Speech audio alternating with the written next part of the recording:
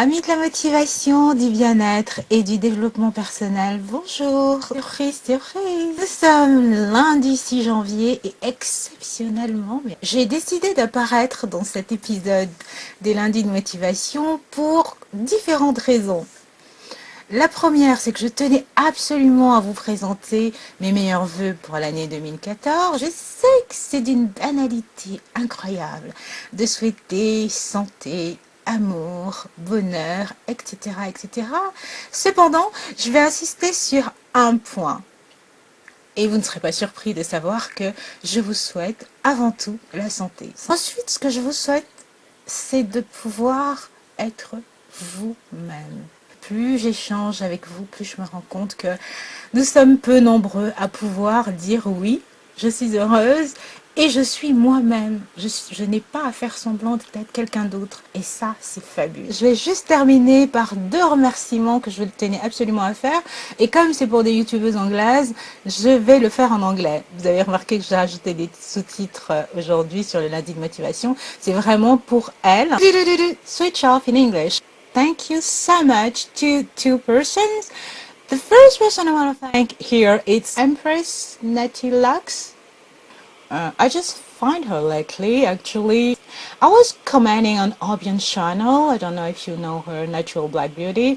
And I saw her channel, clicked on it, and found her. And this girl just blew my mind. She was exactly what I need to find at that moment. And here I was on her channel, and she was talking about forgiveness.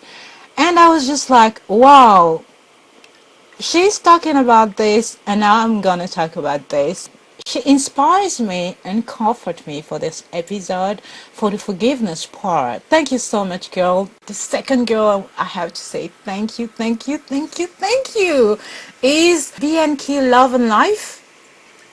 It's BLK means for black, love and life, or it's just BLK, I don't know. Anyway, this is a girl I also find lately because for the first time of my life, I celebrate the Kwanzaa. I was just curious to find some information about Kwanzaa on internet. And that's how I found her channel. Thank you, thank you, thank you, girl, because she dedicated me a little piece of her Kwanzaa celebration with her friends, and I was so surprised, and it was so nice. I felt like I was sharing this with you guys. So thank you, you are amazing. I wish you a wonderful 2013. Voilà! Je repasse en français et je vais retourner dans l'ombre pour continuer l'épisode normalement, chers amis de la motivation. Donc, je relance le générique et c'est parti pour tourner la page. Youp, on tourne la page.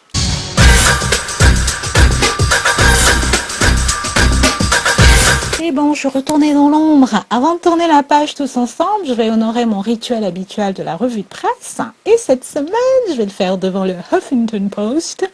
J'ai enlevé les gros titres, aucun intérêt pour moi. J'en avais déjà entendu parler, donc je sais ce qui se passe. Mais là, tout ce qui m'intéresse, c'est la date du jour. Voilà. C'est aussi une forme de clin d'œil pour Anton, qui est un abonné à ma chaîne YouTube et qui depuis peu participe également au blog. Je profite évidemment de ce moment pour remercier les nouveaux arrivants de la quinzaine qui se sont manifestés. Bienvenue à la Fleur, Aurore, Gladys et Victoria. Vous prenez le train en marche, j'espère que vous continuerez le chemin avec nous. Amis de la motivation, vous les fidèles depuis longtemps et depuis toujours, j'ai une grande pensée pour vous à chaque épisode, donc soyez remerciés pour votre fidélité également. Venons-en au thème du jour, savoir tourner la page. Je vais commencer par un petit proverbe qui va donner le ton de cet épisode. Ce proverbe dit la chose suivante. Ne laisse jamais les ombres d'hier obscurir la lumière de demain. Ne laisse jamais les ombres d'hier obscurir la lumière de demain. Et ici, dans ces rendez-vous du lundi, je ne veux être éclairée que par la lumière de ce qui est à venir. Donc, je vais aborder avec vous dans les prochaines minutes, ce sera dans l'ordre pourquoi j'ai choisi ce moment précisément pour parler de ce thème.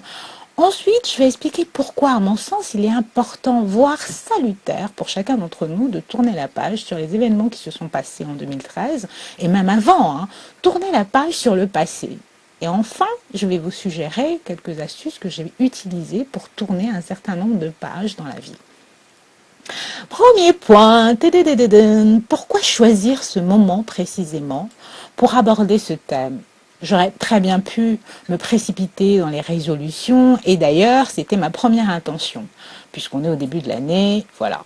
Puis, au fur et à mesure de mes échanges sur le net dernièrement, je me suis aperçue que cela aurait été comme mettre la charrue avant les bœufs. Parce qu'au fond, je sens et j'entends beaucoup de douleurs, de doutes, de rancunes, de déceptions qui traînent dans les esprits et qui viennent de l'année passée.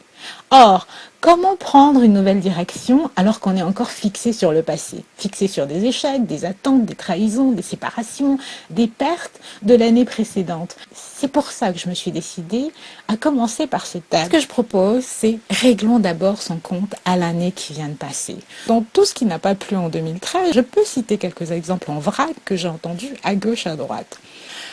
J'ai travaillé comme un malade, j'ai ramené des nouveaux clients, j'ai fait du chiffre et vlan, je me suis fait griller ma promotion par mon collègue qui fait de la lèche au patron à tout bout de champ. Ou alors, mon salopard de mari m'a largué juste avant les fêtes avec les gosses pour se la couler douce au soleil. Avec son assistante au bonnet sans au cuit d'une moule.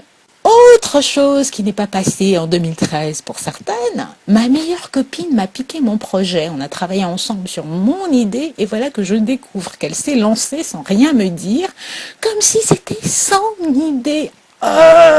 Et je pourrais en citer plein d'autres, mais le but n'est pas de faire un catalogue du genre, oui, l'année 2013, l'année de la loose. Non, c'est pas le but. Le but ici, c'est vraiment de dire là, dans de telles situations, prendre des résolutions, prendre des décisions sans avoir fait d'abord un travail sérieux de mise à plat, ça ne sert qu'à avancer pour mieux reculer. Comme dans l'expression un pas en avant, deux pas en arrière, dans le feu de l'action. Vous vous dites oui, ça c'est fini, ras-le-bol, je vais faire ceci, je vais faire cela. Et pendant tout ce temps, vous traînez dans une partie de votre cerveau du ressentiment, de la déception, de la peur, de la colère et plein de sentiments négatifs qui vont vous pourrir, mais pourrir à chaque étape que vous franchirez. Pourquoi je le dis? Parce que je lis, parce que je l'entends. Si vous l'évoquez, c'est que c'est encore présent dans votre vie. Vous n'avez pas fait table rase, vous n'avez pas tourné la page. Ça signifie quoi au juste? Qu'à chaque fois que vous aurez un obstacle devant vous, ou alors à quelque chose qui va ressembler à ce que vous avez déjà vécu, à peu près, hop, tout ce qui n'a pas été réglé va vous exploser au visage. Et au lieu d'attirer à vous le changement que vous voulez, tout ce que vous obtiendrez, c'est le reflet de ce que vous ressentez, de ce qui vous a miné. Et là, vous vous direz, non, mais c'est pas vrai, ça recommence. Eh bien oui, eh bien oui, tu m'étonnes que ça recommence. Évidemment que ça recommence. Vous avez changé de costume, mais vous n'avez pas changé de pratique. Vous avez changé d'année, pris des résolutions, mais vous n'avez pas réglé le fond du problème. Vous n'avez pas changé d'attitude. Alors pourquoi s'étonner que ça recommence?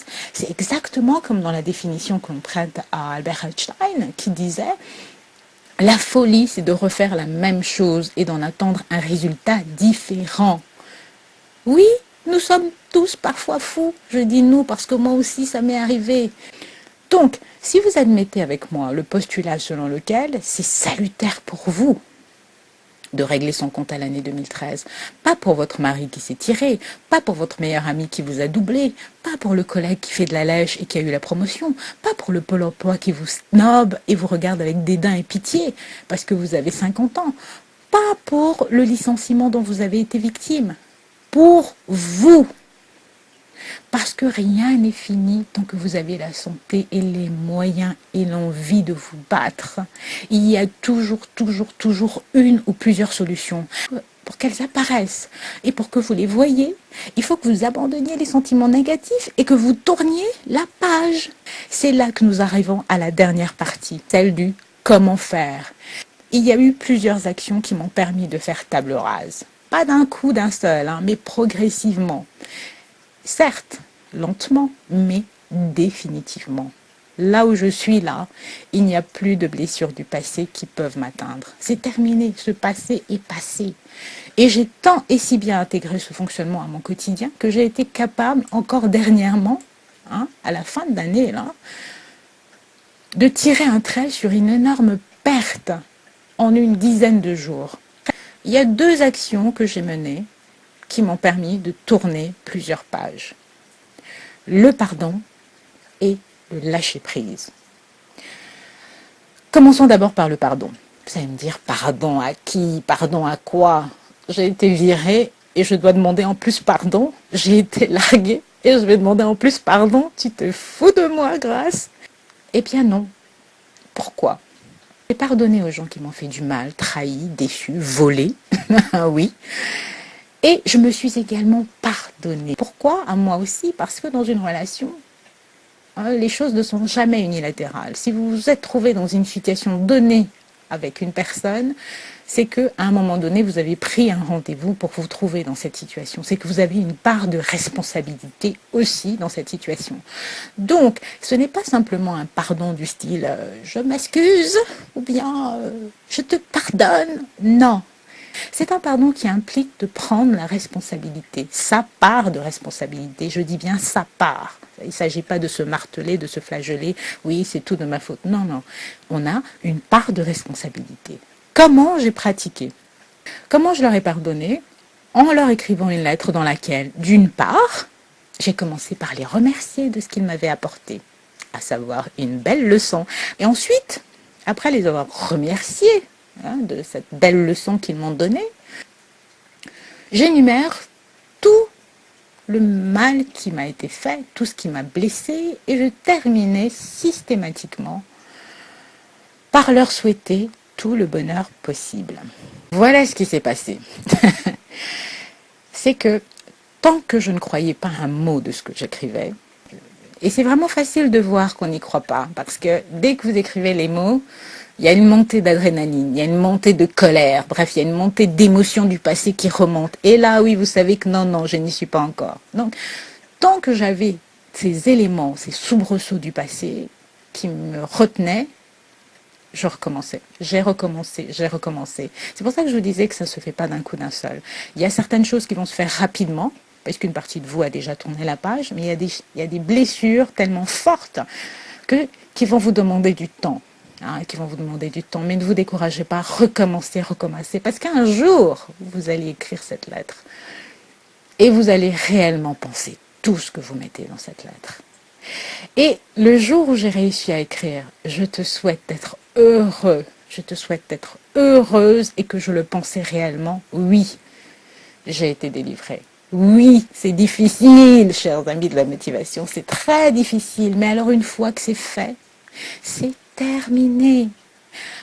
Qu'il s'agisse de la famille, des amis, des collègues, le système du pardon, ça fonctionne parce que ça vous enlève tout un poids.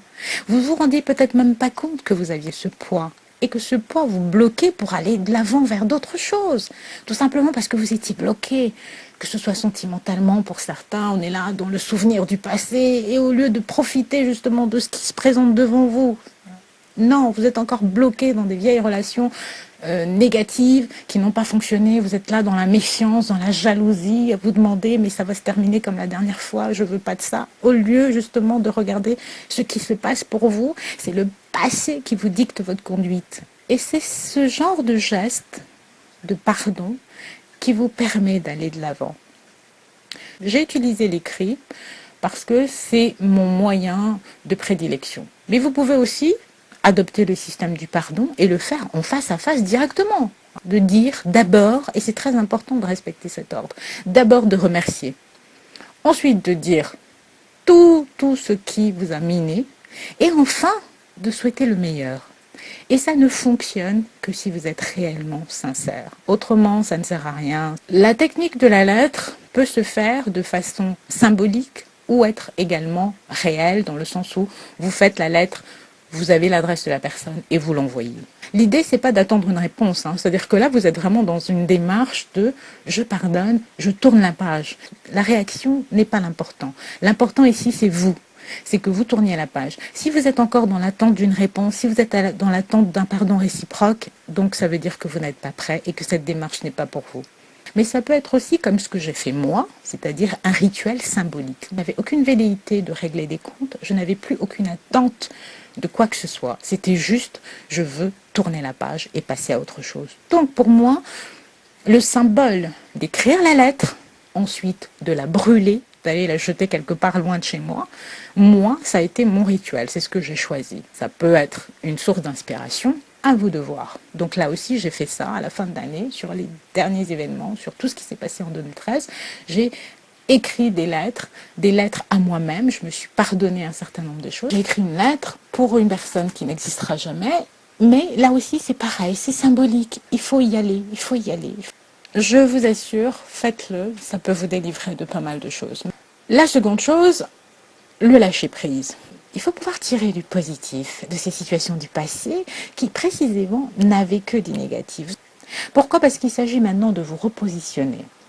Ce que vous permet le lâcher-prise, c'est de vous repositionner sur l'avenir. Cette attitude de lâcher-prise sur les négatifs, sur la douleur, cette entrée dans l'amour de soi pour pouvoir aimer les autres, va vous emmener vers l'année qui vient de commencer. Et là, chers amis, je rejoins la pensée de Colin Powell lorsqu'il dit que personne ne peut changer le passé, mais nous pouvons tous décider de nos lendemains.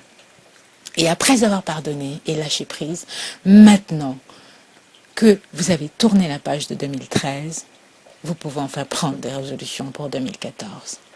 Wepa! Un, dos, tres, c'est finito! C'est donc, chers amis de la motivation sur un accent espagnol à coucher dehors que je termine l'épisode du jour. Je serai enchantée de vous retrouver sur le blog des Tribulations où il y aura du neuf cette semaine. Mais en attendant les nouvelles publications, vous pouvez toujours consulter les derniers articles, les vœux que j'ai postés pour les visiteurs. J'ai également mis en ligne mon défi des 100 jours, mes chouchous de 2013 dès les cotons, la question épineuse de la différence entre un vœu et un projet pour ceux qui sont en chemin. Une petite analyse marketing sympathique sur une vidéo de Noël. Bon, voilà, je crois que c'est tout. Ah si, vous pouvez également voir les cartes postales que j'ai reçues depuis l'opération Would you send me a postcard ou allez-vous m'envoyer une carte postale? Et d'ailleurs, j'étais très contente de rentrer et d'en trouver. Je remercie les dernières personnes à m'avoir envoyé une carte. Merci beaucoup, bisous, Genuine Girl.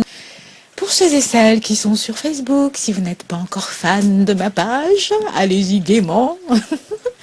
Je devrais en principe publier cette semaine quelques réjouissances pour épicer la nouvelle année qui vient de commencer. Je ne sais pas encore quoi, mais l'inspiration vient toujours. Donc, rejoignez-moi, rejoignez-nous. Sur ce, je vous donne rendez-vous dans 15 jours, en espérant que vous aurez tourné la page de 2013 et nous pourrons pour le 10e épisode de la 2e saison, déjà le 10e épisode, vous vous rendez compte, on va pouvoir parler concrètement de 2014. Je vous souhaite une excellente quinzaine, tournez vers le futur en vivant bien sûr l'instant présent, car le passé ne peut être changé. Amis de la motivation, je vous dis au revoir.